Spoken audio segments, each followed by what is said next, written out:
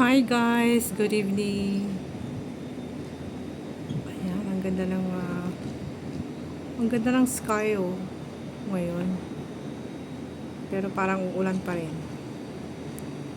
Sky, ayun, marami nang naglalaro doon. Baka mamaya mahulog ko yung cellphone ko, hindi ko dala yung aking holder. Sa kamay ko lang talaga.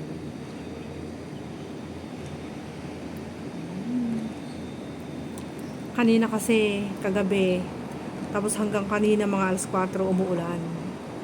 Kaya medyo tumigil sa kanina ng mga ilang araw, ay ilang oras yun, mga 2 hours siguro siyang tumigil. Kaya ayan, na-dry na yung kanilang badminton court. Kaya marami nang naglalaro ngayon dyan. 1, 2, 3, 4. 4 blocks yan. Doon yung mga blue-green, yung badminton court nila. Siyempre marami pa rin maraming sasakyan na dumadaan.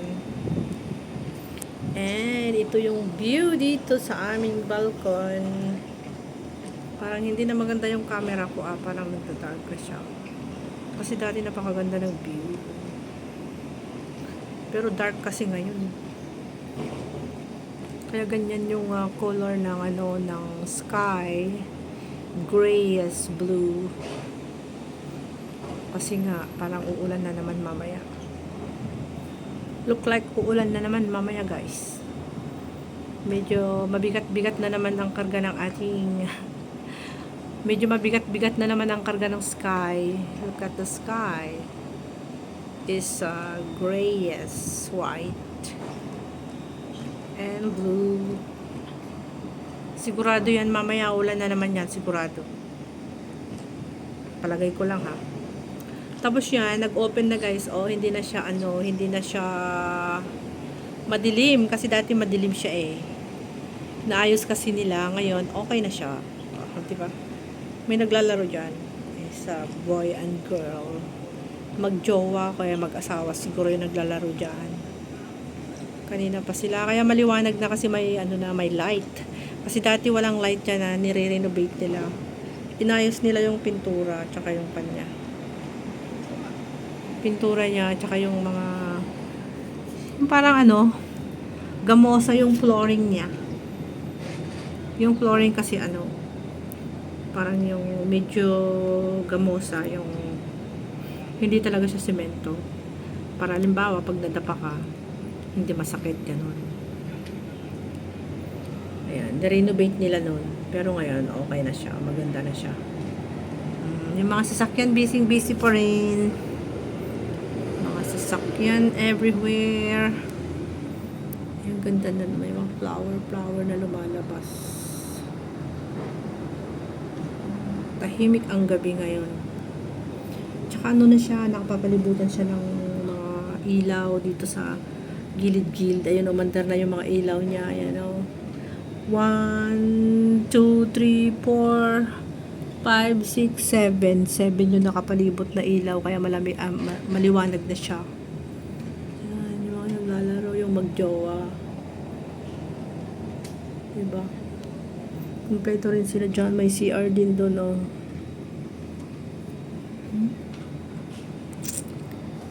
exclusive for Baptist members, Baptist church members siguro yan. Tsaka pag kailangan mag-member dyan para sa kanong pagpasok mo, magbayad ka lang ng octopus. Itap mo lang yung octopus na okay na siya. Sige, naglalaro yung dalawa.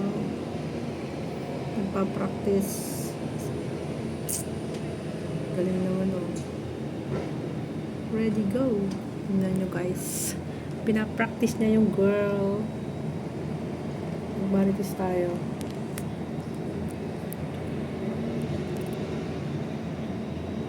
Zoom natin ng konti, diba? Sige. Sige. Ang sweet nila.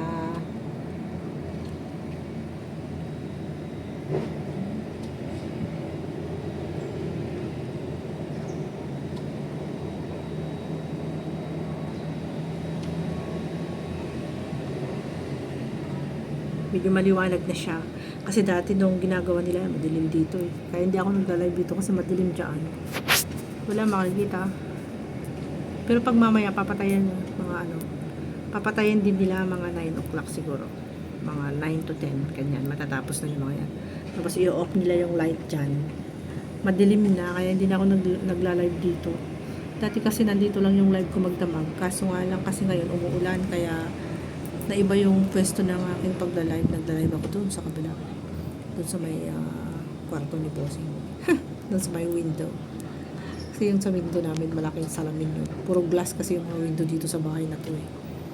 Wala talaga siyang cement na ano, na window sa palibot ng bahay. Puro glass na malalaki na makakapal.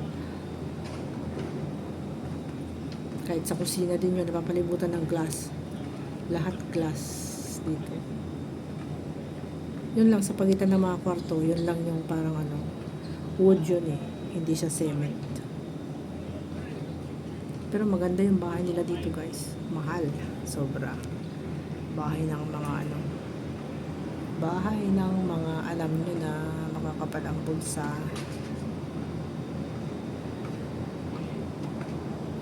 Daming sasakyan ngayon. It's the time is it is. Hindi ko makita yung oras ko dito sa relo ko kasi baka mag-stop yung aking video. Sayang. Malapit na siya matapos guys. And ako'y nag-video dito ngayon kasi matagal na akong hindi nagbi-video dito sa labas ng bahay. Ngayon lang ulit ako makaalala na mag-video.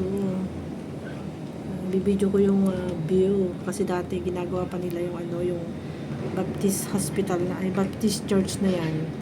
May mga nag-overtime, ino-overtime talaga nila. Nakasindi yung ilaw sa taas. Di pa tapos to eh. Tapos lang sa labas. Pero sa loob di pa tapos guys. Pero maganda na sa labas, doon sa harapan, doon sa may gilid ng kalsada. Kasi nung kahapon naglakad ako dyan, may pinuntahan yata ako dyan. Ay, bumili ako ng tinapay pala. Sa 7-Eleven doon, sa kabila. May 7-Eleven dyan. Doon sa pinakamababa doon. May 7-Eleven, tapos doon ako dumaan sa gilid ng kalsada niya. Nakita ko yung front niya. Ay, malapit na rin matapos. Ginagawa nila yung hagdan pataas. Sinilip ko siya, nagmarites ako. Nasa harapan na sila ng kalsada gumagawa. Dito, tinapos muna nila yung back niya. Yan, napinturahan na rin. Nalagyan na rin ng mga tiles. Yan. Ang kulay is cream and brown. Yan. Di ba siya magjowa? Di ba tapos yung magjowa, mag-practice? Nagpa-practice yung girl. Sige, dami na nilang kalat na bola. Mamaya is ano na yan, mapapagod na silang mag tawag doon, mag-pick up, pulutin pala, pupulutin nila lahat yung mga bola nila. Bilangin ko nga pala kung ilang bola yung mga nandyan. 1, 2, 3, 4, 5, 6, 7, 8, 9, 10, 11, 12, 13, 14, 15, 16, 17, 18, 19, 20, 21, 22, 23, 24, 25, 26, 27, 28, 29, 30, 31, 32, 33, 34, 35, 36, 37, 38, 39, 39 yung mga nandun. 40, 41, 42, 43, 44, 45, 46, 47, 48. 48 yung nakakalat na bola guys. Nabilang ko eh. Ayan, 48 nga. Ayan, nagpupulot na si Uncle. Nagpupulot na yung isa-isa. Uuwi na siguro sila. Baka magpo-close na yan. Ayan, patapos na sila. 48.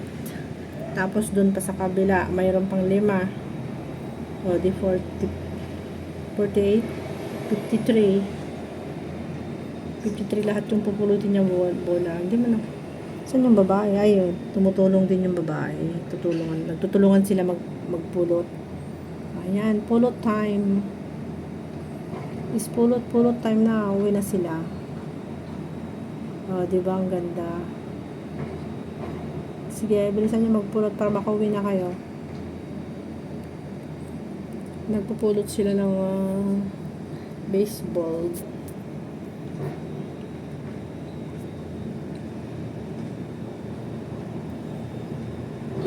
Mga bola. Nakakaantok. Inaantok na yata ako. Hindi pa ako nakapag-engage, guys. Or mag-i-engage pa ako mamaya.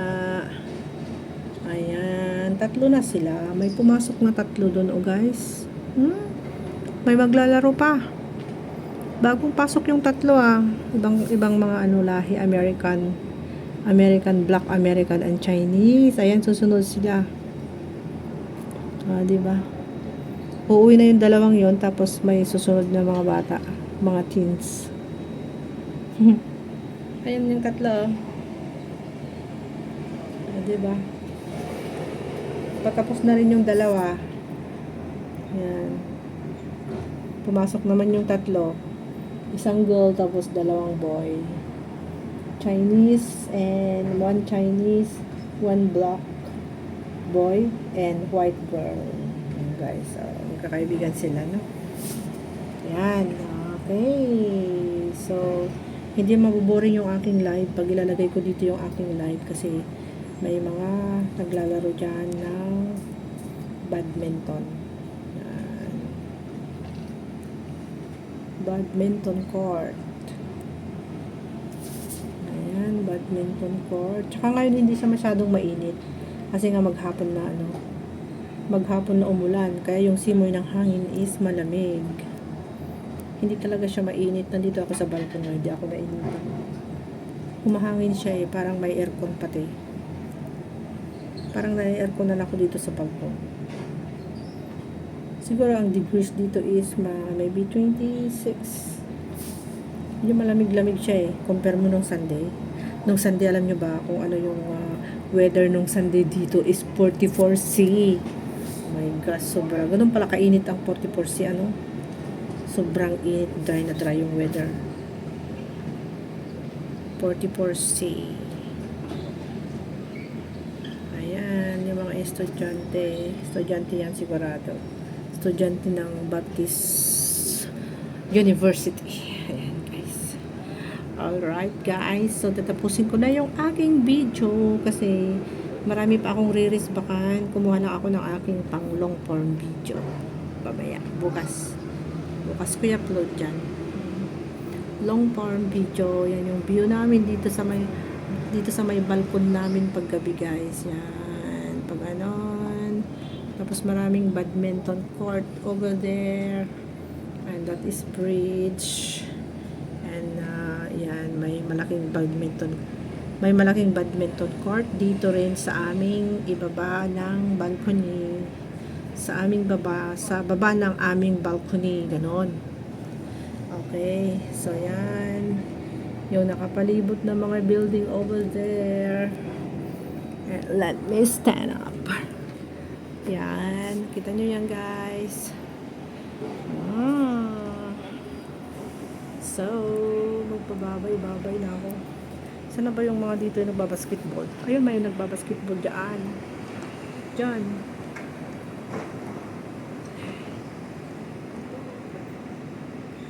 Yung mga nagbabasketball. Alright. Bye-bye. Thank you so much for watching, guys. Love you all. Ingat po kayong lahat dyan. Bye. God bless.